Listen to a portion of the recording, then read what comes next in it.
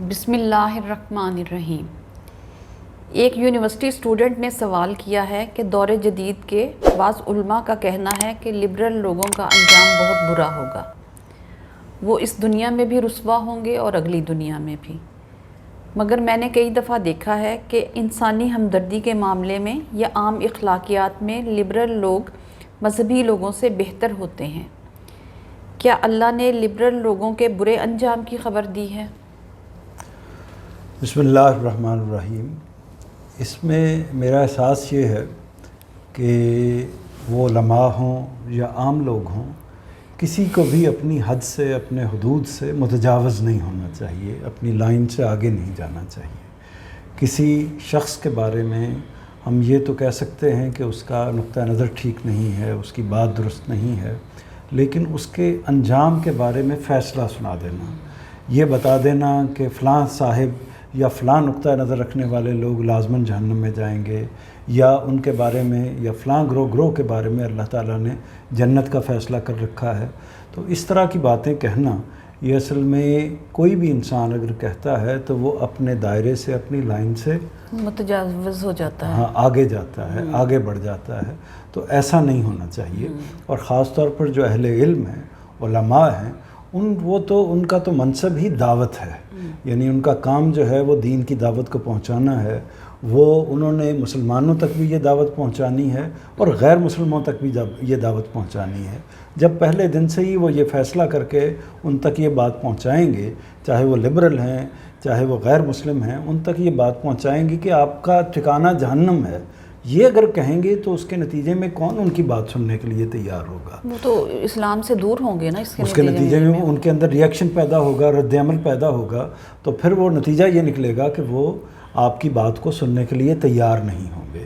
تو اس میں آپ کو بہت محبت کے ساتھ، بہت پیار کے ساتھ ان غلطیوں کو متعین کرنا چاہیے جس کی وجہ سے وہ آزاد خیال ہو گئے ہیں یا لبرل ہو گئے ہیں، یا اگر آپ کے خیال میں اسلام سے دور ہو گئے ہیں تو جن جن وجوہات کی بنیاد پر وہ ہوئے ہیں، یعنی اسلام سے دور ہوئے ہیں یا دین کی تعلیمات سے دور ہوئے ہیں، تو ان کو وہ باتیں بہت محبت سے، بہت پیار سے سمجھانی چاہیے۔ اس میں علماء کی بھی یہی ذمہ داری ہے، اہل دانش کی بھی یہی ذمہ داری ہے، ہم سب کی یہی ذمہ داری ہے۔ لیکن کسی کے بارے میں یہ فیصلہ کر دینا کہ وہ جہنم میں جائے گا، وہ جنت میں جائے گا، یہ فیصلہ کرنا، اس کا انتظار کرنا چاہیے اللہ تعالیٰ کے فیصلے کا۔ جب قیامت ہوگی، اللہ تعالیٰ جس کے بارے میں اپنی مشیت کے مطابق، اپنے فیصلے کے مطابق، اپنی عدالت کے مطابق، اپنے قانون کے مطابق جس کو چاہیں گے جہنم کا فیصلہ اس کے بارے میں صادر کریں گے، اور جس کو چاہیں گے اس کے بارے میں جنت کا فیصلہ صادر کریں گے۔ لیکن عام طور پر یہ دیکھا گیا ہے کہ جو لبرل لوگ ہوتے ہیں وہ انسانیت کے معاملے میں یعنی جو بھی کام وہ کرتے ہیں وہ انسانیت کی بہبود کے لیے کام کرتے ہیں، اور یہ کہتے ہیں کہ یعنی ان سے انسانوں کا بھلا ہوگا، یعنی ان کے پیش نظر یہ بات زیادہ، انسانیت ان کے پیش نظر زیادہ ہوتی ہے۔ اس کی ایک وجہ بھی ہے، یعنی وہ لوگ جو اصل میں اس دنیا ہی کو اصل سمجھ رہے ہوتے ہیں، تو جو لوگ اسی دنیا کو اصل سمجھیں گے تو ان کے لیے تو یہی دنیا اصل ہوگی نا۔ وہ اگر اچھا کام کرنا چاہیں گے تو ان کا ہدف یہی دنیا ہوگی، اچیومنٹ اگر کوئی کرنا چاہیں گے تو ان کا ٹارگٹ، ان کا ہدف یہی دنیا ہوگی۔ تو یہ دنیا میں اچھے کام کرنا اور اس دنیا سے کوئی نتیجہ حاصل کرنا، یہ اپنی جگہ ایک اچھی بات ہے، بہتر بات ہے، قابل تعریف بات ہے، لیکن محض اس ایک بات کی بنیاد پر ان کی نجات نہیں ہے۔ یعنی محض یہ نہیں ہے کہ ہم نے اس دنیا کو بڑے اچھے طریقے سے گزار دیا اور ایمانیات کے بارے میں، اللہ تعالیٰ کے بارے میں ہم بے فکر ہو گئے، ایسا نہیں ہونا چاہیے۔ قرآن مجید نے اس بات کو بہت اچھے طریقے سے واضح کیا ہے کہ جو نجات کا دار و مدار ہے اس میں اولین چیز ایمان ہے، یعنی سب سے بڑا حق۔ یہ ٹھیک ہے کہ یہ جو لوگ بھی موجود ہیں دنیا کے اندر جن کے لیے لبرل کا لفظ استعمال کیا جاتا ہے، ویسے تو میں اس پر یہ اعتراض کروں گا کہ کوئی شخص اگر اپنے لیے کوئی لفظ استعمال نہیں کرنا چاہتا، وہ اگر اپنے آپ کو مسلمان کہتا ہے اور یہی لفظ اپنے لیے پسند کرتا ہے، تو ہمیں اس کے بارے میں لبرل یا اس طرح کا کوئی جدید یا اس طرح کا کوئی لفظ نہیں لگا دینا چاہیے۔ یہ اگر وہ اس کو پسند کرتا ہے تو اس کو کہنے میں کوئی حرج نہیں ہے۔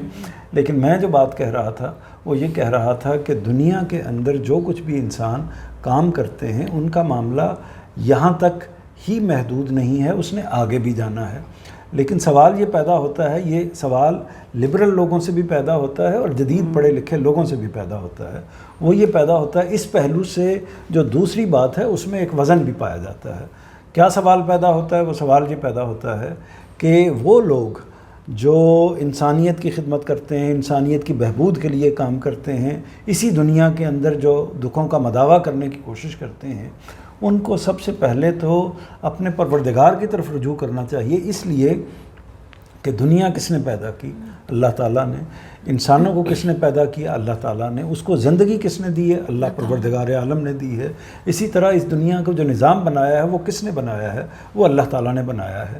اگر وہ اللہ تعالیٰ پر یقین رکھتے ہیں، اگر ان کو اللہ تعالیٰ کے وجود کا احساس ہے، تو پھر سب سے پہلا حق تو اللہ پروردگار عالم کا بنتا ہے، سب سے پہلا حق اللہ کا بنتا ہے کہ اللہ کے بارے میں وہ متفکر ہوں، اپنی آخرت، اپنے انجام کے بارے میں وہ فکر مند ہوں، اور اس کے ساتھ ساتھ انسانوں کے بارے میں، دنیا کے بارے میں، ان کی بہبود کے بارے میں، اس کے بارے میں بھی اللہ تعالیٰ کی بھی ہدایات ہیں، اور خود انسان کے اندر یہ چیز موجود ہونی چاہیے۔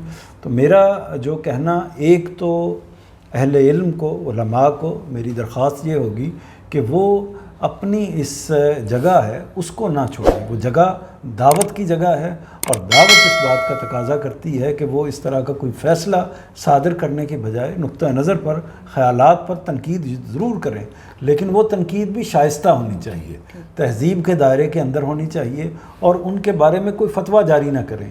یہ نہ فیصلہ سنا دیں کہ وہ کافر ہیں اور وہ غیر مسلم تو ظاہر ہے کہ وہ خود اپنے آپ کو اس جگہ پر رکھ رہے ہیں، لیکن ان کی تکفیر کا فتویٰ جاری کر دینا، ان کے جنت اور جہنم کا فیصلہ جاری کر دینا، یہ ہمارے اختیار میں نہیں ہے۔